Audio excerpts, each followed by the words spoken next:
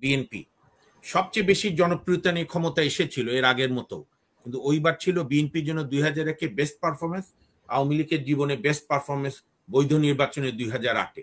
73-এর নির্বাচন তো কারচুপি দিয়ে শুরু, এই সর্বশেষরা পর্যন্ত হাসিনা পর্যন্ত সমস্ত প্রতিষ্ঠানকে ভেঙে চুরে চুরমার করে দিয়েছে। Let's first agree some one point. কেউ বলতে পারবে বাংলাদেশে কোনো প্রতিষ্ঠান আছে এখন? মূল্যায়ন করবে, মানুষ মেলাবে। হাসিনা আক্তার, মানুষ মেলাবে। ইতিহাস বলে 72-এর শেষ দিক থেকে যখন শেখ মুজিবের দুঃশাসন শুরু হলো, তখন শহীদ মুক্তিযোদ্ধার পরিবাররাই বলছে যে আমার ছেলে কি করতে রক্ত দিল, এর চেয়ে তো পাকিস্তান ভালো ছিল। আমি প্রথমেই আমি খুব ডিটেলস জানতে পারিনি, যতটুকু মিডিয়ায় দেখেছি তাতে আমাদের সাবেক তরুণ ছাত্র নেতা, বর্তমানে এনসিপির অন্যতম নেতা, আমাদের খুব স্নেহভাজন হাসনাত আবদুল্লাহর উপর যে হামলা হয়েছে এবং তার সঙ্গে অন্যদের উপরও আমি তার তীব্র নিন্দা, এবং এ ব্যাপারে দ্রুত তদন্ত করে এই হামলা, পাল্টা হামলা, এই হানাহানির রাজনীতি থেকে আমরা বেরিয়ে আসি এবং এই ধরনের ঘৃণ্য হামলার তীব্র নিন্দা ও ধিক্কার জানাই।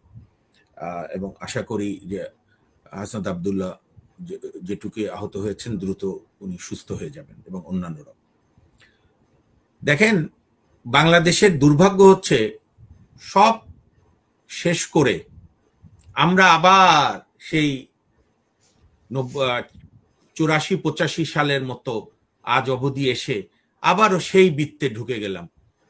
সরকার নির্বাচন দিতে চায় না, রাজনৈতিক প্রধান দলগুলো নির্বাচন চায়, সব সমস্যার সমাধান নির্বাচিত সরকার হলেই, সবকিছু হতে হবে নির্বাচিত সংসদ থেকে।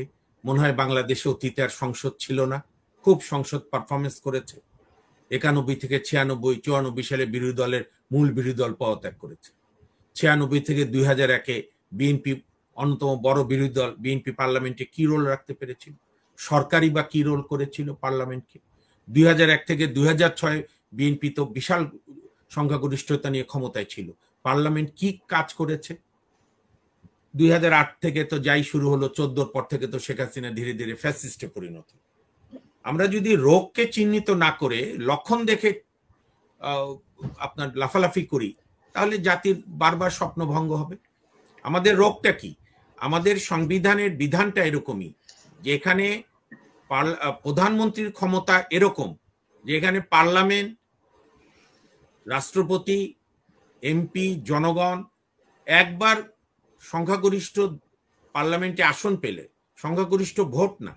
এখানে আমি আরেকটি বিষয় মনে রাখতে বলবো, 2001 এবং 2008-এ যখন দুটি প্রধান রাজনৈতিক দল আওয়ামী লীগ এবং বিএনপি সবচেয়ে বেশি জনপ্রিয়তা নিয়ে ক্ষমতা এসেছিল এর আগের মতো, কিন্তু ওইবার ছিল বিএনপির জন্য 2001-এ বেস্ট পারফরমেন্স, আওয়ামী লীগের জীবনে বেস্ট পারফরমেন্স বৈধ নির্বাচনে 2008-এ। 73-এর নির্বাচন তো কারচুপি দিয়ে শুরু। তো সেই দুই নির্বাচনে এই দুই রাজনৈতিক দল 42%-এর বেশি ভোট পায়নি, 40 থেকে সর্বোচ্চ 44।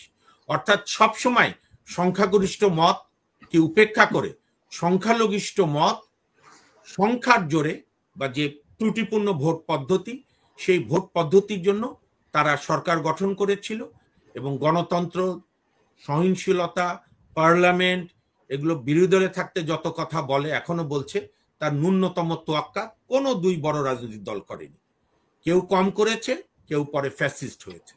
যে কারণে আমরা মনে করি নাগরিক হিসাবে নির্বাচন এবং সংস্কারকে মুখোমুখি যারাই করছে, যে পক্ষরাই করছে, তারা না নির্বাচন সুষ্ঠু চায়, না রাষ্ট্রের মেরামত চায়।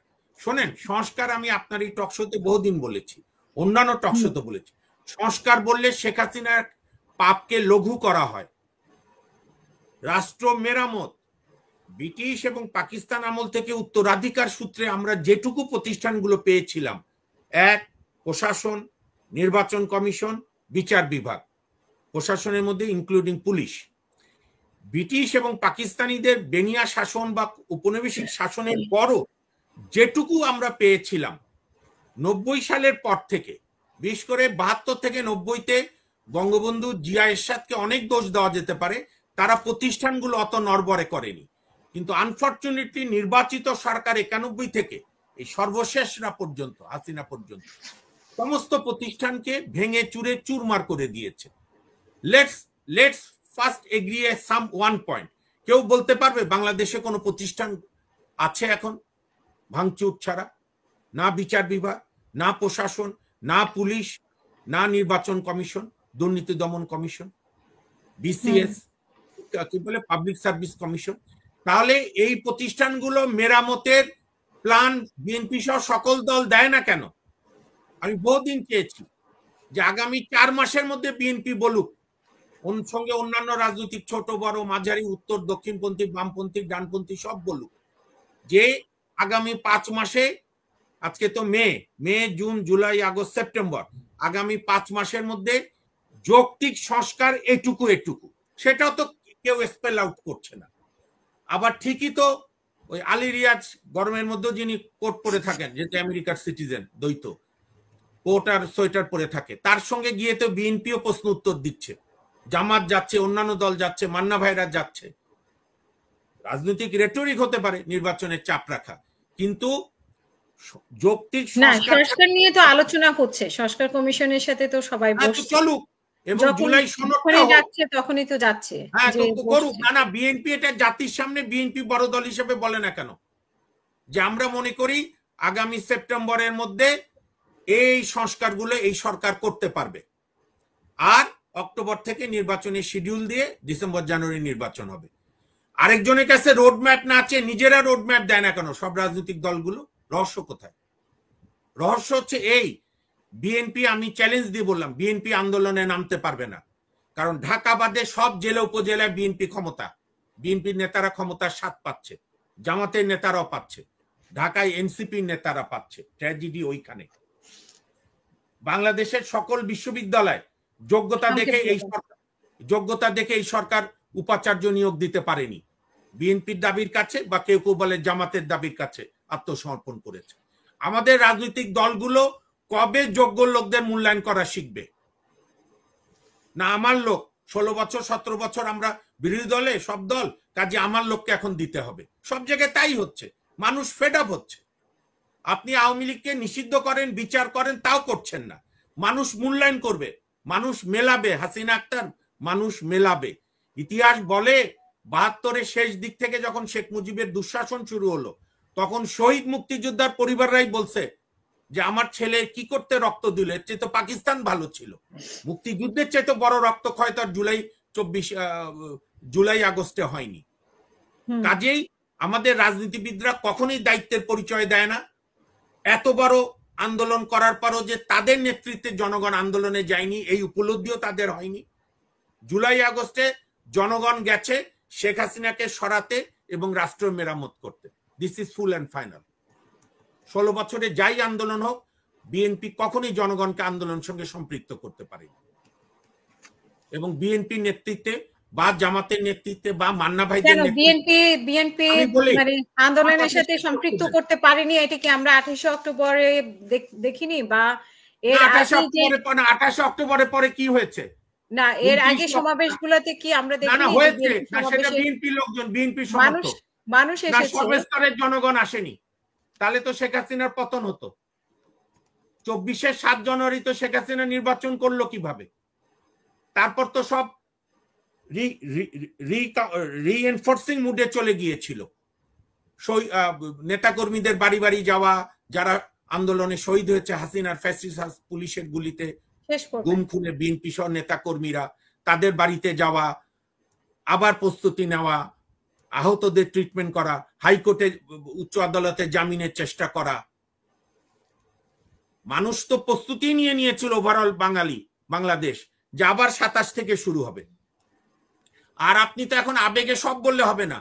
18 সালে তো ডক্টর কামাল হোসেন নেতৃত্বে বিএনপি সহ মান্না ভাইরা সবাই তো শেখ হাসিনার অধীনে নির্বাচনে গিয়েছিল, এবং তারপরে পার্লামেন্টও 2022 সাল পর্যন্ত ছিল। এটার ব্যাখ্যা কি? না, আমার এই প্রশ্নের উত্তর দিক। বিএনপি তো 2018 রাতের ভোটের অবৈধ পার্লামেন্টে 2022 সাল পর্যন্ত পার্লামেন্টে ছিল। তাদের 6 জন এমপি ছিল। তাদের এক এমপি তো কৃতজ্ঞতা প্রকাশ করেছিল, আমি কৃতার্থ হব যদি আমাকে প্লট দেন। কাজেই হাই মোরাল কোন দলই নিতে পারবে না।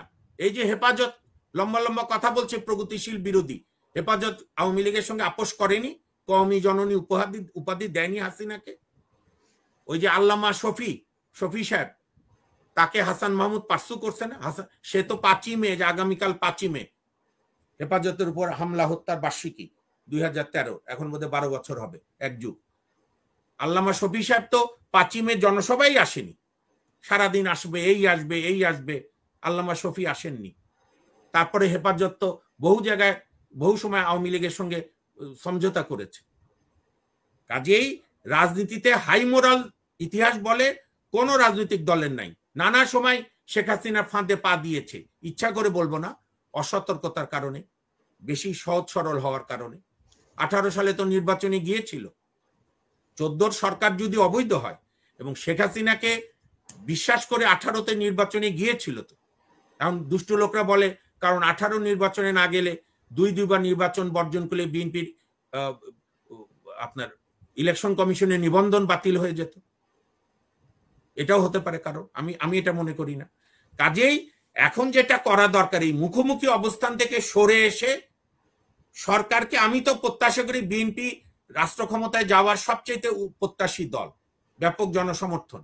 বিএনপি বলুক না যে আজকে মে থেকে সেপ্টেম্বরের মধ্যে, মে, জুন, জুলাই, আগস্ট, সেপ্টেম্বর, সুস্পষ্ট 5 মাসে একটি শান্তিপূর্ণ, অবাধ, সুষ্ঠু, নিরপেক্ষ, সন্ত্রাসমুক্ত, কালো টাকা মুক্ত নির্বাচনের জন্য এই যৌক্তিক সংস্কারগুলো আপনারা করতে পারেন এবং আমরা সকল প্রকার হেল্প করব। আপনি খেলাটা ঘুরিয়ে দেন না, আলী রিয়াজের উপর না রেখে বলেন আমরা রোডম্যাপ দিচ্ছি এবং অক্টোবর থেকে নির্বাচনের তফসিল ঘোষণা করে দেন, জানুয়ারি হোক, ফেব্রুয়ারি হোক। আসলে আমরা সবাই জাতির স্বার্থকে প্রাধান্য না দিয়ে, এটাই বাংলাদেশের রাজনীতির ইতিহাস আনফরচুনেটলি। সেজন্যই ছাত্র জনতার নেতৃত্বে হাসিনাকে পালাতে হয়েছে।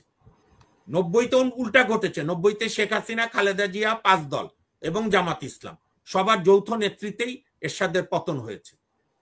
কিন্তু এবার তো তা হয়নি। অনেক ধন্যবাদ সৈয়দ মামুন মাহবুব। শুনবো আপনাকে। রাজনৈতিক দলগুলোর নেতৃত্বে আন্দোলনে মানুষ আসেনি, এবার আন্দোলনের ব্যানার ছিল ছাত্র জনতা। এইটা রাজনীতিবিদদের মাথায় রাখতে হবে। এই নিজেদের আত্মোপলব্ধি করতে হবে, ইন্ট্রোস্পেকশন করতে হবে। এবং লাগাতার আন্দোলনও সবসময় হয়নি। 18 সালে বিএনপি সহ বড় দলরা নির্বাচনে গিয়েছিল, জামাতও বিএনপির নামে বেনামে ইলেকশন করেছিল শেখ হাসিনার অধীনে। অসংখ্য ধন্যবাদ।